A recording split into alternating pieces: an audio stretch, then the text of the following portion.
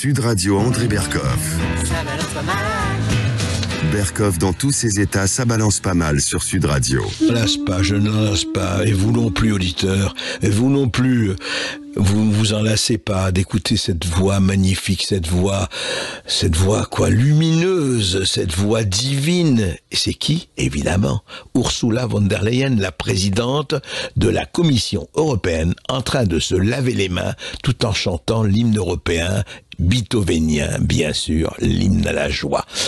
Alors, je ne sais pas si c'est la joie de tout le monde. En tout cas, c'est intéressant de savoir ce qui se passe au Parlement européen au moment où on en parle très très peu. C'est vrai que l'actualité est très riche, entre le salon de l'agriculture, entre ce qui se passe effectivement en Ukraine et le reste. Mais quand même, quand on apprend que des masses d'agriculteurs venus de partout, de tout le continent ou presque, en tout cas de l'Union européenne, sont autour du Parlement, sont à Bruxelles. Et chez nous, on en parle très très très très peu de cela. Quand même, Bruxelles, c'est pas si loin. Bonjour Virginie Joron. Oui, bonjour. Bonjour, vous êtes députée, je rappelle, européenne. Vous êtes au Parlement, vous recevez en ce moment Madame Navalny, la veuve d'Alexei Navalny. Je voudrais savoir, qu'est-ce qui se passe exactement? On a vu que les agriculteurs forçaient des barrages à Bruxelles et étaient vraiment proches du Parlement européen. C'est une révolte, une petite insurrection ou plus, Virginie Joron? Oui, effectivement, on a vu ces images lundi à Bruxelles où vous aviez encore des manifestations d'agriculteurs, notamment de Belgique, qui voulaient se rendre aux institutions européennes. En fait, c'est la continuité de cette grogne des agriculteurs, puisque eux aussi subissent l'écologie punitive dont on parle depuis quelques mois, puisque, comme vous l'avez vu, ces mouvements sont diffusés et se manifestent dans toute l'Europe, donc en Belgique, en Pologne, en France évidemment. Alors, ce qui est curieux, c'est qu'on a ces manifestations qui sont vraiment, on le voit avec tous leurs arguments et les craintes qu'ils ont et ce qu'ils subissent. On voit bien qu'il y a une problématique qui est liée directement par les décisions prises par Bruxelles.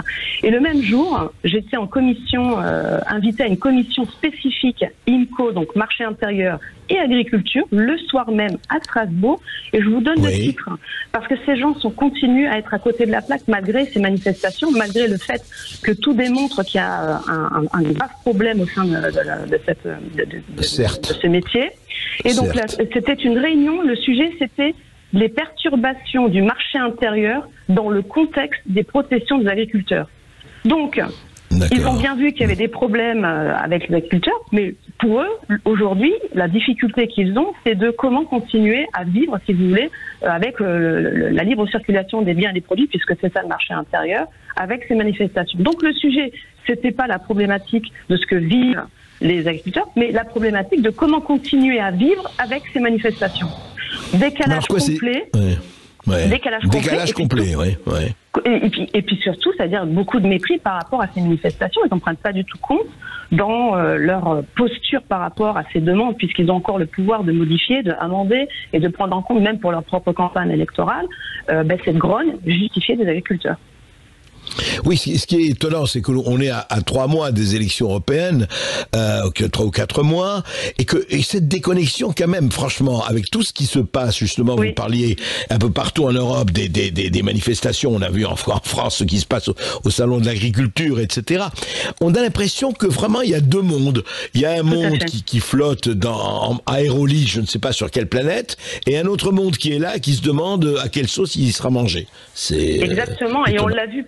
On l'a vu par des images impressionnantes quand ils ont manifesté il y a 3 semaines déjà à Bruxelles, où ils ont essayé de rentrer au Parlement. Il y avait des barrières, rappelez-vous, ces barrières, des grillages, des barbelés un peu partout, des policiers tout autour des institutions. Et c'est vrai qu'il y avait deux mondes. Moi, je suis allée les voir sur place, effectivement, avec une très bonne atmosphère, une revendication saine et une volonté d'échanger. Et à côté de ça, vous aviez le Parlement qui était surprotégé, aseptisé, où le monde à l'intérieur, il se passait rien pour eux. La vie continuait.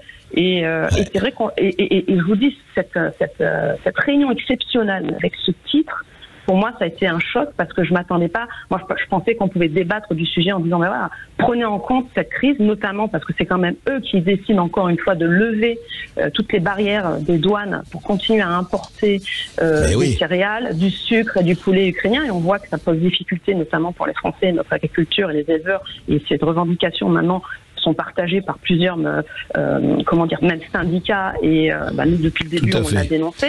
Et malgré cela, voilà, le sujet c'est oh là là, ils protestent, comment on fait pour continuer à faire vivre notre marché intérieur. C'est ça, c'est-à-dire qu'en fait, on n'a pas, dites-moi Virginie Lejean, corrigez-moi si je me trompe, il n'y a pas eu une seule, je parle des pays hors, on parle de l'Ukraine, mais il y en a d'autres, les pays hors UE, etc., je ne parle pas de l'Amérique du Sud, etc., pas de barrière douanière, pas de taxes, rien. Pour l'Ukraine, rien, c'est tout élevé. C'est-à-dire que voilà, soi-disant par solidarité, il faut les aider. Alors il y a ça, les barrières douanières, mais aussi au niveau des normes sanitaires. Il n'y a pas de contrôle, le principe de précaution n'existe plus pour ces produits. Et puis on le sait très bien, on l'a déjà dit, le problème aussi du coût de la main-d'œuvre n'est pas du tout la même, donc il y a une concurrence totalement déloyale et c'est pas du tout remis en question. Alors Virginie Geron, autre chose, autre sujet. J'ai revu un titre, un tweet que vous aviez fait et qui m'a laissé les bras m'en tombent. En mai 2021. Dites-vous, j'avais demandé à la commission de justifier le fait que 2 émirs dirigeants des Émirats Arabes Unis avaient touché 10,5 millions d'euros de PAC via l'aide de Bruxelles à la Roumanie. Alors effectivement, on s'est renseigné, Esteban et l'équipe s'est renseignée, effectivement, c'est l'entité Société Agricost SA établie en Roumanie. Voilà, Agricost. Alors, de quoi s'agit-il? Comment les Émirats Arabes Unis arrivent à toucher la PAC? Parce que c'est ça, toute la problématique de cette bureaucratie. C'est un exemple petit. C'est pour ça que j'ai posé cette question, parce qu'elle est choquante. On se dit, toutes ces contributions des États membres pour le budget de l'Union européenne devraient, c'est logique, revenir aux Européens. Et là, en fait, on se retrouve avec des chasseurs de primes. On les appelle comme ça. C'est-à-dire que vous avez des investisseurs étrangers qui ont compris qu'il y avait des fonds européens qui traînaient dans les bureaux de Bruxelles. Et donc, qu'est-ce qu'ils font? Ils investissent dans certains pays et c'est pas bien, ils sont argentés, donc il n'y a pas de problème pour eux d'acheter des terres fertiles en Roumanie. Là, c'est donc pour ce coup-là, c'est donc ce pays qui est visé, qui aussi, compte tenu du fait qu'ils sont dans l'Union européenne, peuvent obtenir des fonds européens. Donc vous avez ces chasseurs de primes qui investissent dans ces pays et puis qui ont compris la technique, donc déposent un dossier pour obtenir des fonds et ils obtiennent plus de 10 millions d'euros. Donc c'est choquant parce que...